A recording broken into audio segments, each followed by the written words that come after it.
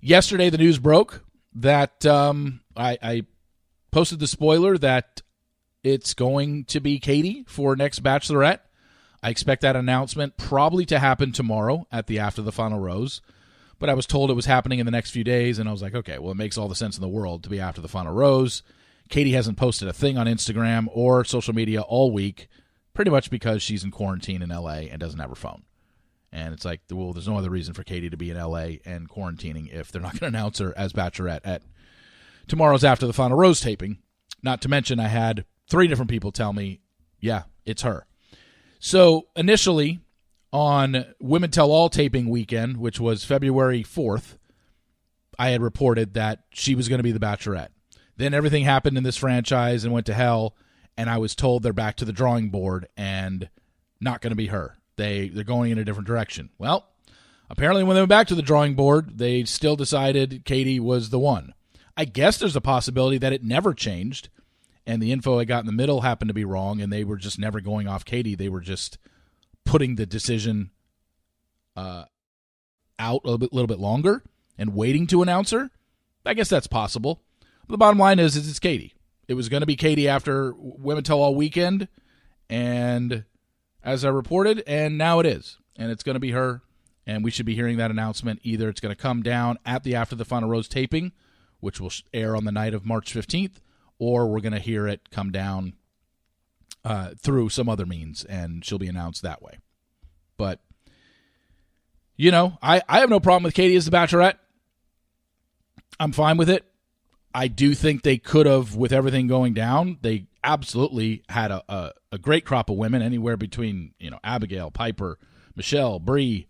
Who am I missing? Abigail, Piper, Michelle, Bree, or Serena, you know, and Serena P. Throw her in there too. If they would have went with any of them, I think it would have been fine. Katie, okay. You know, I get that the angle. You know, we got to remember, every time they pick a lead for the show, they're always thinking about what's our theme, what's our storyline. And clearly Katie is the 30-year-old sex-positive girl. There's going to be a gazillion, you know, dildo jokes out of the limo on the first night. And there's going to be a lot of sex-themed dates like this show loves to do anyway. So now they got the perfect girl for this role. Like, I get why they're putting Katie in there. But you had other choices that you could have gone with. And, you know, it is what it is. It's whatever. I think they could have done someone else. Am I thinking Katie is the worst choice ever for Bachelorette? No, she'll be fine. I just think they had they could have and they should have probably recast, like I heard they were going to, and they didn't. So we'll be hearing that announcement coming momentarily. And just to wrap things up, you know, there's a lot of things being said behind the scenes.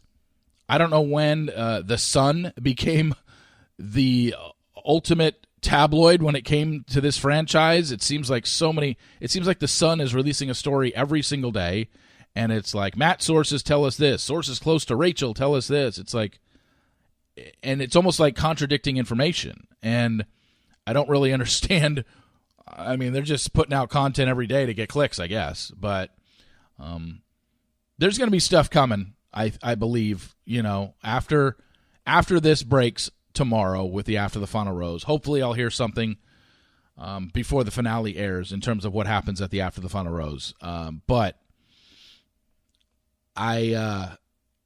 there's just so many things that are kind of happening that I'm kind of confused on. Like I said, I still don't know why Matt broke up with Rachel. I think it seems like it's because of everything that's come up about her, and it was something to where I just think this guy, the PR hit that he would take if he stayed with her, played a major role.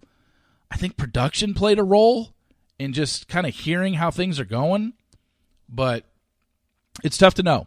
I want to hold judgment until I find out what happens at the After the Final Rose and what he actually says, and then just kind of take it from there. But you know, we'll see. I think there's while we know how the rest of the season plays out, we still need to see what happens at the After the Final Rose, and then with Katie's announcement coming as Bachelorette, I think that there's going to be some things coming out there from from Matt's women. You've already seen some of it online after the Women Tell All aired on Monday.